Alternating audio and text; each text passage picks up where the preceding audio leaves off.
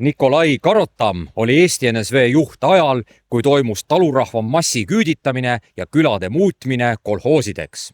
Karotamme võimu ajal nimetati senine kaadris nähtav Viru väljak ümber Jossif Stalini väljakuks.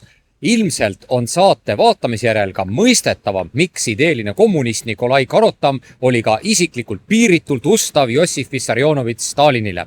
On öeldud seda, et kuigi Karotam kohanes süsteemiga, ei loobunud ta mitte kunagi iseseisvast mõtlemisest. Tähelepanu! Tegemist on saatega, mis koosneb valitud faktidest, olemata täielik eluloo kirjeldus. Soovi korral otsib ajaloohuviline ise infot juurde. Head vaatamist! Miks sai Karotammede peres 1901. aastal sündinud poisslaps nime Nikolai ehk siis venepärase nime? Asi oli selles, et Karotamme vanemad olid apostlikku õigeusku. Kui räägime Jossif Stalini ja Nikolai Karotamme kohtumistest, siis kindlalt on teada 2 kohtumist. Augustis 1944, kui mehed kohtusid, pandi paika see, et Eesti NSV piirid tuleb õgvendada ehk siis Eesti territooriumis tuleb anda alasid Venemaale ning kindlasti kohtuti ka jaanuaris 1949, kui pandi paika kurikuulus küüditamine ja kolhoseerimine. On öeldud seda, et Nikolai Karotam jäi surmani veendunud kommunistiks, aga kas see ikka oli nii? Kas mitte, tema noorepõlve unistused ei olnud purunenud. Aasta enne surma ehk siis 1968 öelnud Karotam Tartus Pargi hotellis oma õepojale Vambolale, et Eestilt iseseisvuse võtmine olnud 1940. aastal ränk viga. Nikolai Karotam nõudis asjaajamises kõigilt väsimatult eesti keelt ja oli väga terav, kui sellega hakkama ei saadud. On öeldud seda, et eriti mürgine oli Karotam nende Venemaa eestlastega, kes oma emakeelt ehk eesti keelt vigaselt kõnelesid. Juba 1945. aastal nõudis Karotam mujalt siia saabunutelt või mujalt siia saadetutelt seda, et need õpiksid aasta jooksul eesti keele nii palju selgeks, et oleksid võimelised lugema ajalehti ja rääkima tööalast juttu. Selleks vabastati nad 2 päeval nädalas õhtupoolikul tööst. Nii et selline keelepoliitika oli Nikolai Karotammel. Kui väita, et Liidia Koidula osales omapärasel moel Nikolai Karotamme võimult kukutamisel, kas see kõlab piisavalt hullumeelselt? 1950. aasta kurikuulus märtsi pleenum, mille käigus Karotam oma ametikoha kaotas, seal üks etteheide Karotamme suhtes oli see, et tal olevat kabinetis olnud laua peal Stalini püsti kõrval koguni Liidia Koidula püst ja seda pidasid toonased tippkommunistid lausa lugupidamatuse avalduseks Stalini suhtes. Kuidas suhtus Karotam Eesti male suurkujusse Paul Keresesse? Karotam pidas Paul Keresest väga lugu ja on öeldud seda, et iga kord, kui Keres tuli malemängus mingile arvestatavale kohale, õnnitles Karotam teda isiklikult. Ja kord kinkis Keres Karotammele malendid, edastades soovituse, et Karotam nendega õigeid käike teeks. Muide, Eesti kultuuritegelastest hindas Karotam veel väga Friedebert Tuglast ja Gustav Ernesaksa ja mõlema mehega oli tal väga soe suhe. Nikolai Karotam ja Hitleri propagandaminister Josef Goebbels. Omal ajal anti välja selline raamat pealkirjaga Surm Saksa okupantidele, mis hõlmab siis Nikolai Karotamme raadiokõnesid ning ajaleheartikleid. Ja selles raamatus on Karotam nimetanud Goebbelsit lausa pärdik-inimeseks, kuid üks pikantne asjaolu. Pärast sõda sõitis Nikolai Karotam Tallinna tänavatel ringi autoga Mercedes-Benz 540K ja see olevat enne kuulunud Josef Goebbelsile endale. Seega see auto oli justkui trofee. Nikolai Karotam mängis väga hästi tennist, nooruses olnud ta lausa oivaline kitarrimängija ning alkoholi ega suitsetamist tema ei armastanud. Üks näide iseloomustamaks, et Nikolai Karotam polnud sugugi argmees. Kord sõjajärgsel ajal ühel ööl sõitnud Karotam autojuhiga Tõstamaale külla oma vanematele. Äkki näinud mehed keset metsa vilkuvad tuld. Karotam otsustanud vaadata, et mis asi seal välgub ja vilgub. Läkski. Autojuht ootab ja ootab, Karotamme tagasi ei tule. Ja lõpuks relv käes hiilinud autojuht omakorda vaatama. Nikolai Karotam istunud mingisuguste meestega ümber lõkke ja ajanud juttu. On jäänud tänapäevani selgusetuks, kes need mehed olid. Kas tegu oli metsavendadega või koguni öiste puskari ajajatega. Nikolai Karotam ja omaaegne tuntud nõukogude kirjanik Ilja Grigorjevitš Ehrenburg. Võime Karotame päevikust lugeda 5. septembril 1967 tehtud sissekannet. Eile maeti Ilja Ehrenburg. Mul oli temaga omal ajal kohtumisi. Ta puhkas ühe suve meil Keila-Joa suvilas. Ütles siis, et nii hästi pole ta mitte kusagil puhanud kui seal, ehkki on maailmas palju ringi rännanud. Pidasin Ehrenburgist väga lugu, toonitas Karotam oma päevikus. Mõni aastakümmend varem, teise maailmasõja ajal, oli Ilja Grigorjevitš Ehrenburg saanud kurikuulsaks oma sakslaste vastaste lendlehtedega, mida levitati siis Punaarmee sõdurite hulgas. Toome ühe teada-tuntud näite, mida Ehrenburg siis lendlehtedel kirjutas. Täitke seltsimees Stalini käsku ja trampige fašistlik elaja surnuks tema enda koopas. Tapke teie vahvad ja edasi tormavad punaväelased. Nagu näha, on Nikolai Kalmu kõrval 2 kalmu. Tema abikaasa Alma Karotamme haud ning kellegi Liidia Merilo haud. Millist osa etendas Merilo Karotammede elus?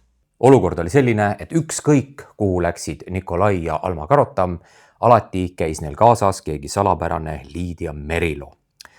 Liidia ja Alma olid Rakvere õpetajate seminaris õppinud klass ees Nikolai Karotammest. Alma ja Liidia olnud kooli ajal otse kui kaksikõed, väga lähedased. Räägitud on isegi nende soovist oma käekirja muuta sarnaseks. Keegi mees, kes Karotamme kodu külastanud, öelnud pärast seda, kurat seda teab, kumb neist Karotamme naine on. Igal juhul, kui Karotam kuulnud jutte, mis tema kohta räägitakse, et ta on 2 naise pidaja, saanud ta väga vihaseks. Ja Voldemar Pinn, kes on kirjutanud Nikolai Karotamme eluloo raamatu, on oma raamatus siis kirjutanud, et ta on vestelnud väga paljude inimestega ja jõudnud absoluutselt kindlale järeldusele, et Karotam 2 naise pidaja ei olnud. Pinn kirjutab aga seda, et küll tekitab küsimusi Alma ja Liidia omavaheline suhe. Kui räägime Karotammede suguvõsast, siis legendi järgi olevat Karotammede suguvõsa aluse panijaks olnud keegi laevahuku läbi teinud Hollandi mereröövel nimega Jan, kelle lained olevat siis juhuslikult kas Tõstamaa randa toonud või siis kusagile Haapsalu lähedale randa. Ja esimene Karotammede kindlalt teada olev esivanem oli Tõstamaa mõisa mees nimega Tooma Jann, kelle isaks olnudki too hollandlasest mereröövel. Ja kui räägime Nikolai Karotammest, siis see Hollandi mereröövel oli siis tema vanaisa ehk siis 7-kordne. Nikolai isa oli Jüri, Jüri isa oli Mart, Mardi isa oli omakorda Jüri, Jüri isa oli Karl, Karli isa oli Tooma-Jaani Juhan ja Tooma-Jaani Juhani isa oli Tooma-Jaani Mart ja Tooma-Jaani Mardi isa oli Tooma-Jann, kelle isa oligi siis olnud mereröövel Hollandist. Kui räägime Nikolai Karotamme lapsepõlvest, siis on teada, et juba 9-aastaselt hakkas ta karjas käima ja muide tema isa ehitatud maja Tõstamaal kutsutud rahva seas punnisaunaks. 1917–19 ehk siis kui Nikolai oli 16 või 18-aastane noormees, oli ta Tõstamaal töötanud taludes sulasena. Ja on räägitud, et ehk isegi pisikese liialdusena võime öelda, et need aastad tegidki Karotammest kommunisti. Asi oli siis selline. Taluperemees, kellel ta parasjagu olnud sulaseks, ajanud ta liiga vara üles ja Nikolail tekkinud kahtlus, et midagi on viltu. Ja varsti taibanudki Nikolai, et peremees keeras igal hommikul kella ette ja siit tulnudki Nikolai viha nende vastu, kes sulaseid pettusega varem tööle sundisid. Nikolai Karotam ja Viktor Kingissepa arreteerimine maikuus 1922. Vahipataljonis teenides käis Nikolai Karotam tihti kasarmust salaja väljas Russalka juures meeleavaldustel, ehk siis Kingissepa arreteerimise ajal oli ta samuti vahipataljonis. 1922. aasta 1. mail kasarmusse tagasi minnes kuulis Karotam revolvripauke ja ta hiljem siis pidaski neid revolvripauke operatsiooniks, mille käigus võeti kinni Linkhorst ehk siis Viktor Kingissepa korteri ülesandja. Nikolai Karotamme tegevus kommunismi alal sai alguse tegelikult väljamaal. Ta läks 1925 Hollandisse, töötas Amsterdami lähedal ühes lillefarmis ja 1926 liitus ta Hollandi kommunistliku parteiga. Ja kuidas siis toimus samal aastal 1926 tema siirdumine Nõukogude Liitu, kuhu ta jäigi? Asi oli selles, et Karotam õppis esperanto keelt. Marksistid või internatsionalistid pidasid esperanto keelt siis väga oluliseks ja augustis 1926 toimus Leningradis rahvusvaheline tööliste esperantistide kongress ja sinna sõitis ka Karotam. See oli tema tuleviku osas väga määravaks. Ta jäigi Nõukogude Liitu. Nooruses elas Nikolai Karotam Pärnumaal Langi talus ja Nikolai hüüdnimeks oli Kolja ehk siis teda kutsuti Langi koljaks. Kui ta oli läinud 1926 Nõukogude Liitu, siis 1920. aastate lõpul tuli ta Eestisse põrandaalusele tööle ehk siis edendama siin kommunistlikku liikumist. Ta tuli Moskvast üle Berliini Eestisse. Pärnus oli ta mingis seltskonnas ilmunud avalikkuse ette justkui Viini lillekaupmees, kelle nimi olevat Julius Preisinger. Niimoodi ta siis ennast tutvustanud. Samal üritusel olevat juhtunud olema keegi Tõstamaa inimene, kes näinud Karotamme ja hüüdnud siis niimoodi kõigi kuuldes. Mis Viini kaupmees sina oled? Sa oled ju Langi Kolja! Kas teie kuulute nende püsivaatajate hulka, kes pole veel tellinuppu vajutanud? Kanali tellimisega ei kaasne mingeid kohustusi ja see on tasuta. Seega, Aidake meil astuda sammuke lähemale eesmärgi täitumisele, 10 000 tellija kokkusaamisele. aitüma toetuse eest! 1937. ja 1938. aastal toimus Nõukogude Liidus julm stalinistlik terror, mida tuntakse suure terrori nime all ja nendel aastatel vahistati ka väga palju rahvuskommuniste, sealhulgas Eesti rahvuskommuniste. Tapeti näiteks Jaan Anvelt ja Hans Pöögelmann. 1938 juulikuus jõudis järg kätte ka Nikolai Karotammeni. Ta vahistati ja tema vangistus kestis 40 päeva, kuid talle ei esitatud süüdistust ja ta vabastati. Ja see massiterror sünnitaski Nikolai Karotamme truuduse Stalini vastu, õigemini sellest massiterrorist eluga välja pääsemine. Ja suhtumist Stalini vastu võibki siis nimetada imetuseks, kartuseks või ka aukartuseks. Kuidas sai Nikolai Karotam teada, et 22. juunil 1941 on Adolf Hitleri juhitav Saksamaa tunginud kallale stalinistlikule Nõukogude Liidule? 22. juuni kell 8 hommikul helistas Karotammele, kes oli siis Eestimaa Kommunistliku partei teine sekretär, kompartei esimene sekretär Karl Säre ja ütles, et tulgu Karotam otsekohe Keskkomitee büroo ruumidesse. Karotam läks Säre juurde ja Säre ütleski, et on alanud sõda. Kas võib tõele vastata väide, et 1941. aastal oleks ilma Nikolai Karotammeta Punavägi Eestis veelgi rohkem laastanud ja põletanud? Asi oli siis selles, et juulikuu algul 1941 sõitnud Nikolai Karotam 8. armee staapi, mis asus Lõuna-Tartumaal Kambias ja kõnelnud seal siis armee sõjanõukogu liikmega, kelle nimi oli Sobolev. Sobolev öelnud, et on saanud Stalinilt käsu taganedes kõik linnad, asulad, külad ja talud hävitada. Vaenlasele peab jääma põletatud ja purustatud maa, selgitas Sobolev. Karotam püüdis Sobolevi veenda, et seda siiski ei tehtaks. Sobolev jäi endale kindlaks. Karotam läks nüüd Tallinnasse ja kutsus kokku Karl Säre, Johannes Lauristini, Vladimir Počkarjovi. Langetati otsus, et Karotam peab sõitma Leningradi, kohtuma tähtsa parteitegelase Andrei Ždanoviga. Läkski siis Karotam autoga Leningradi, Ždanov kuulanud tähelepanelikult ja öelnud niimoodi, et Sobolevi seisukoht on vale. Ždanov andnud lubaduse, et sekkub sellesse asjasse. Karotam kiirustas tagasi 8. armee staapi, mis nüüd asunud juba siis Virumaal Kadrina lähedal. seal olnud juba uus sõjanõukogu liige ja Karotam rääkinud oma kõnelusest Ždanoviga ja niimoodi siis päästnudki Karotam Eesti veelgi suuremast hävingust. Lugu sellest, kuidas Nikolai Karotam olevat soovinud, et Punaarmee koosseisus moodustatud Eesti 8. laskurkorpuse ehk Eesti rahvuskorpuse ülemaks oleks saanud Johann Laidoner ise. Asi oli siis selles, et 25. august 1942 võime lugeda Eesti rahvuskorpuse alguseks ja ülemaks ehk komandöriks oli siis Lembit Pärn. On räägitud aga seda, et Karotamel olnud kindel plaan, mille järgi pidi korpuse komandöriks saama Johann Laidoner ise. Laidoner oli mõni päev pärast Hitleri-Stalini sõja algust ehk siis 28. juunil 1941 arreteeritud ja sellel ajal, kui Eesti laskurkorpus moodustati, oli ta Moskvas vangimajas.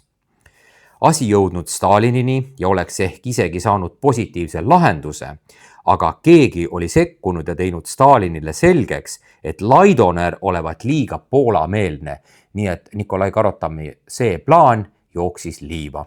1942. aastal moodustati Punaarmee koosseisus 8. Eesti laskurkorpus, see oli siis Eesti meestest koosnenud Eesti rahvuskorpus. Stalingradi lahingu ajal räägiti, et on küpsenud plaan saata Eesti laskurkorpus Stalingradi lahingusse sõdima ja see oleks tähendanud kindlasti Eesti meestel hävingut ja ehk siis sisuliselt peeneks jahvatamist. Nikolai Karotam päästnud Eesti mehed sellest katastroofist. Ta võtnud julguse kokku ja helistanud ise Stalinile ja selgitanud siis kavalalt, et Eesti korpust on poliitilistel ja sõjaväelistel asjaoludel vaja Eesti ja kogu Baltikumi vabastamiseks sakslastest. Karotam säilitas seetõttu ka tulevikus korpuse meeste hulgas suure populaarsuse. Ja sellest juhtumist tuleb otsida ka Karotamme Stalini austamise ja imetlemise juuri. Stalin oli ta päästnud või säästnud 1930. aastate suure terrori ajal ning nüüd koges Karotam, et Stalin tuli vastu ka siin tema suurele soovile ja jättis Eesti mehed Stalingradi lahingusse saatmata. Seega enda arvates polnud Karotammel põhjust mõelda Stalinist halvasti ega hukkamõistvalt. Milline väga märgiline sündmus Nikolai Karotamme elus leidis aset siin, Toompeal ajaloolises Rüütelkonna hoones.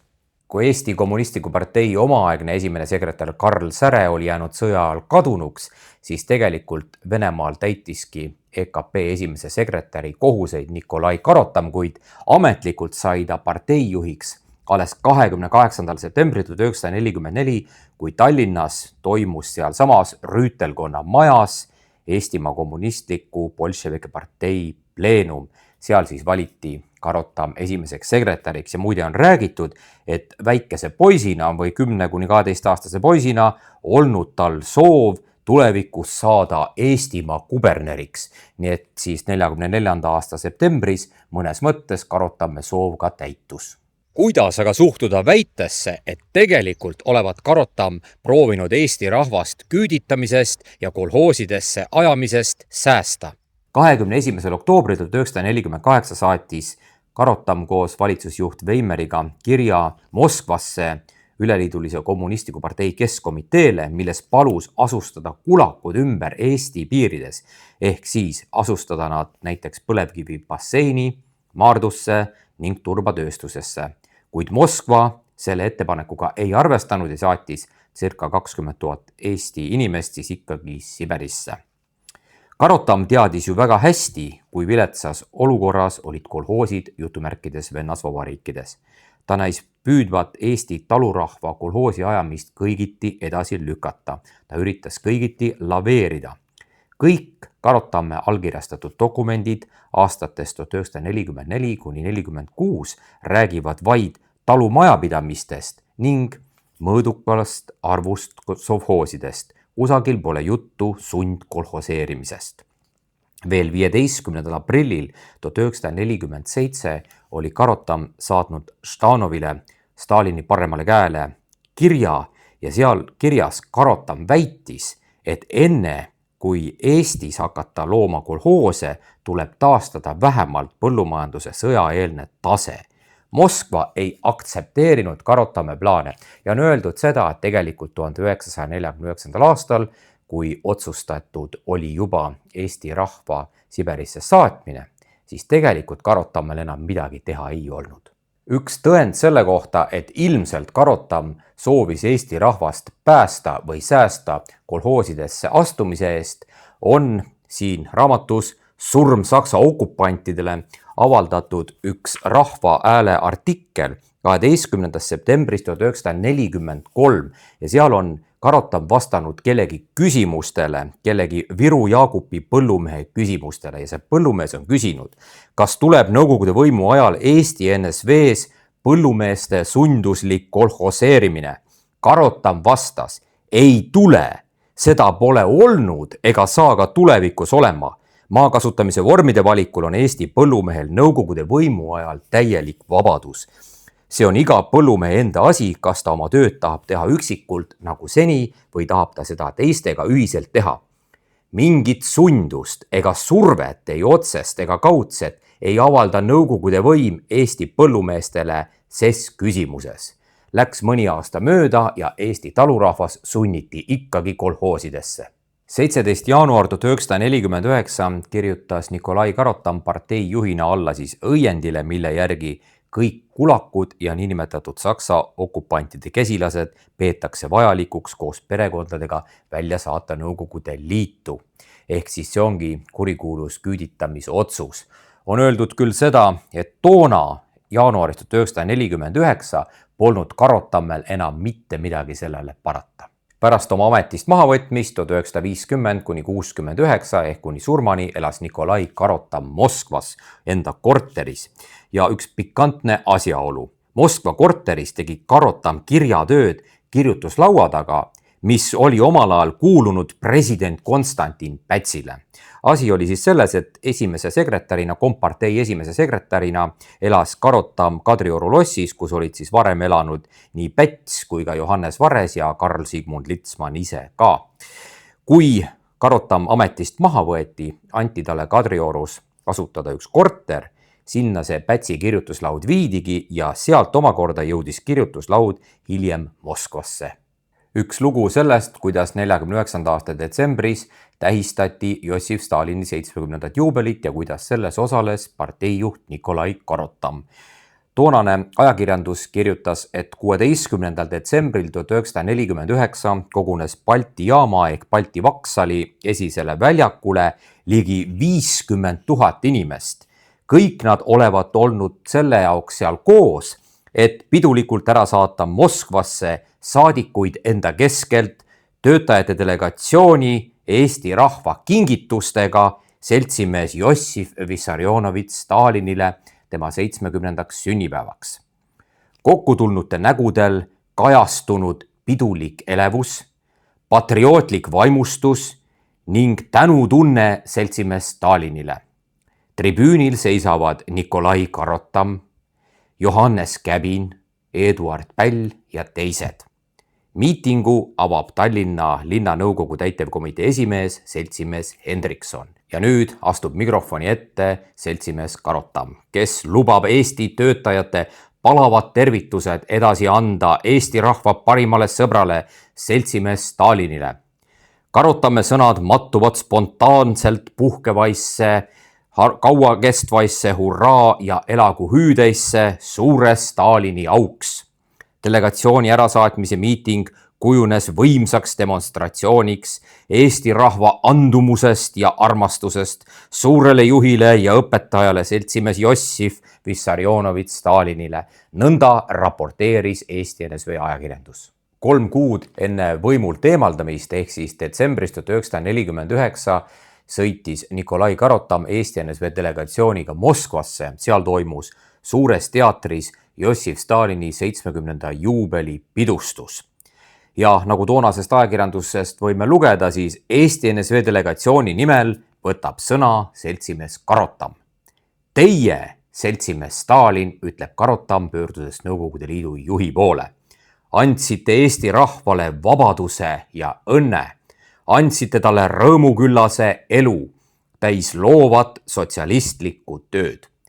Eesti rahvas jääb alati tihedalt koondunuks oma suure juhi ja targa õpetaja, oma parima ja armastatuima sõbra ümber. Elagu palju aastaid ja olgu terve suur juht, tark õpetaja, meie kallis ja armastatud seltsimees Stalin. Saalis puhkesid kiiduavaldused. Detsembris 1949 tähistati pidulikult Jossif Stalini 70. juubelit. Eesti NSV 3 kõige tähtsamat võimumeest ehk siis parteijuht Karotam, valitsusjuht Veimer ja Ülemnõukogu presiidiumi esimees Eduard Päll, kes oli siis formaalne riigipea, tegid ühisavalduse, milles nad õnnitlesid Stalinit tema juubeli puhul ja muu hulgas oli seal avalduses kirjas taolised read. Kallis Jossif Vissarionovits, kogu hingega soovime teile, kallis seltsimees Stalin, head tervist ja pikka iga meie kodumaa ning kogu töötava inimkonna hüvanguks, rõõmuks ja õnneks. Elagu rahvaste tark juht, meie kallis isa ja sõber, armastatud seltsimees Stalin. Kui saate algul sai mainitud, et Karotam oli Eesti juht 1949. aasta kurikuulsa märtsi küüditamise ajal, siis saatuse irooniana kõigest aasta hiljem, märtsis 1950, tembeldati ta ise kodanlike natsionalistide toetajaks, kulakute soosijaks ja antimarksistide kaitsjaks.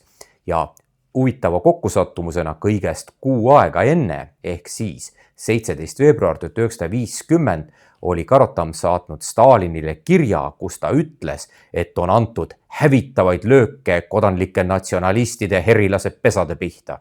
Nii üllatav, kui see ka tänapäeval ei tundu, siis 1950. aasta kurikuulsa märtsi pleenumi ajal, mille käigus Karotam oma parteijuhi kohalt maha võeti, tembeldati Karotam sisuliselt juba kulakute kaitsjaks. Toonane Keskkomitee sekretär Leonid Lentsman ütles kõnetoolist nõndamoodi. Karotam olnud kulakluse ideoloog. Ta õpetas, et kui sul on 2 lehma, soeta 3. Kui 3, osta 4. ja 5. See on ju kulakluse loomise direktiiv, hüüatas Lentsman. Kui sirvime Nikolai Karotamme omaaegseid päevikuid, siis leiame tihti sissekandeid, mis puudutasid ka Nõukogude Liidu juhti Jossif Stalinit. Toome ühe näite. 1. jaanuar 1953 on kirjutanud Karotam oma päevikusse nõndamoodi, natuke peale südaööd. Just algas uus aasta. Tõstsin klaasi seltsimees Stalinit terviseks. Vaevalt oskas Karotam arvata, et paar kuud hiljem Stalin siit ilmast lahkub. Pärast seda, kui Nikolai Karotam oli oma parteijuhi koha Eesti NSV-s kaotanud, jäi ta NSV Liidu Ülemnõukogu liikmeks edasi ja ta osales näiteks ühel Ülemnõukogu istungjärgul 1951. aasta algul ja ta kirjutas sellest osalemisest ka omaenda päevikus. Toome sellest väljavõtte. Millise vaimustuse ja armastusega tervitasid saadikud seltsimees Stalinit? Millise vaimustusega aplodeerisid nad kõnelejale ehk siis Stalinile, kes rääkis rahust ja selle eest võitlemisest? See oli unustamatu pilt ja muuseas Karotam pani sellele lausele 3 hüüumärki, mis oli tema päevikus väga erakordne. Nägin seltsimees Stalinit väga selgesti, kui hea meel mul oli. Oma elu lõpul jõudis Nikolai Karotam siis kaitsta doktorikraadi ja ta nimetati ka professoriks. Ja 12. juulil 1951 kaitses ta dissertatsiooni ja pärast seda kaitsmist, mis oli muidugi edukas, kirjutas Karotam omaenda päevikusse sellised read. Mõtlen suure tänuga üleliidulise kommunistliku bolševike partei Keskkomiteele ja seltsimees Stalinile, kes võimaldas mul 1,5 kuud akadeemias õppida. Karotam jätkas nõndamoodi. Ükskõik, kuhu partei mind ka rakendaks. Igal pool annan kogu oma jõu kommunismi ehitamiseks, võitluseks Lenini ja Stalini ideede eest. Kogu jõu viimse raasuni. 1950. aasta märtsis toimus siin praeguses Riigikogu hoones sündmus, mille käigus olevat Nikolai Karotam 3 päeva jooksul läinud peast halliks. 1950. aasta märtsikuus toimuski siis Toompeal kurikuulus Eestimaa Kommunistliku Partei Keskkomitee 8. pleenum, mille käigus siis Karot Tamme rängalt nahutati ja hiljem ta võeti siis ametist maha. Ja on öeldud, et need üleelamised olidki siis nii rängad, et Karot Tamm läkski 3 päevaga halliks. Millisel erilisel moel sai Tallinnas asuv Hotell Palace seotuks Nikolai Karot Tammega? Nikolai Karot Tamm külastas Eesti NSV-d viimast korda aasta enne oma surma ehk siis 1968. Moskvas oli ta elanud siis põhimõtteliselt kohe peale oma ametist mahavõtmist 1950. aastal. Ja kui ta Eestis 1968 septembris viimast korda viibis, siis ta peatuski just nimelt Tallinnas hotellis Palace ja oma viimase Eestis viibimise käigus külastas ta ka Johannes Käbinit. Nimelt oli toona kõne all küsimus, kas Karot Tamm võib saada Eesti NSV Teaduste Akadeemia liikmeks. Karot Tamm käiski Käbini jutul, kuid Käbin Karot Tamme Teaduste Akadeemiasse ei lubanud. Siin paikneb metsakalmistu kabel. Karot Tamm saadeti viimsele teekonnale just sellest kabelist. Nikolai Karot Tamm on maetud siia Tallinna metsakalmistule. Kuidas on aga võimalik see, et pärast surma oli Karot Tamm sisuliselt veel terve aasta Paldiski maanteel ühes puhvetkapis? Karot Tamm suri septembris 1969 Moskvas. Tema abikaasa tõi urnituhaga Eestisse, sellepärast et Nikolai kindel soov oli see, et tema maised jäänused puhkavad kodumaa mullas. Kuid Eesti NSV-s läks lahti jant. Nimelt ei antud luba Karot Tamme põrmu matmiseks. Ja seega ei jäänud Karot Tamme abikaasal Almal muud üle, kui hoida põhimõtteliselt aasta aega Karot Tamme urnituhaga enda Paldiski maanteel olnud korteris ja täpsemalt öeldes siis puhvetkapis.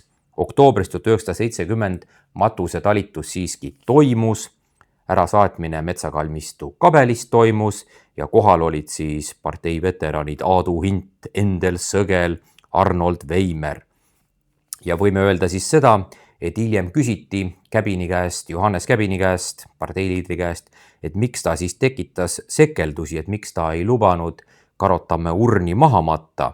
Käbin ise eitas selles osalemist ja öelnud niimoodi, et asja ajanud hoopis toonane Kommunistliku Partei Keskkomitee sekretär Leonid Lentsman. Ei möödunud ka Nikolai Karot Tamme mulda sängitamine siia metsakalmistule ilma viperusteta. Tallinna metsakalmistul siin on Aleksander Hendriksoni aud. Tegemist on Nikolai Karot Tamme aegse Tallinna linna täitevkomitee esimehega ehk sisuliselt siis Tallinna linnapeaga. Kui oktoobris 1970 sängitati Karot Tamme urn tuhaga metsakalmistu mulda, siis Kalmul tegi järele hüüde Karot Tamme aegne Tallinna linna täitevkomitee esimees ehk linnapea, partei veteran Aleksander Hendrikson ise.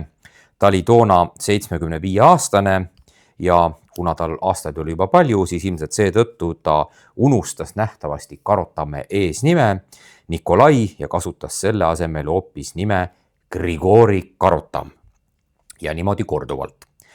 Juunikommunist akadeemik Hans Kruus öelnud lausa 2 korda vahele, et Nikolai on eesnimi, kuid mitte Grigori, kuid tulemusteta. Hendrikson jätkanud muud kui Grigori Karot Tamm ja Grigori Karot Tamm.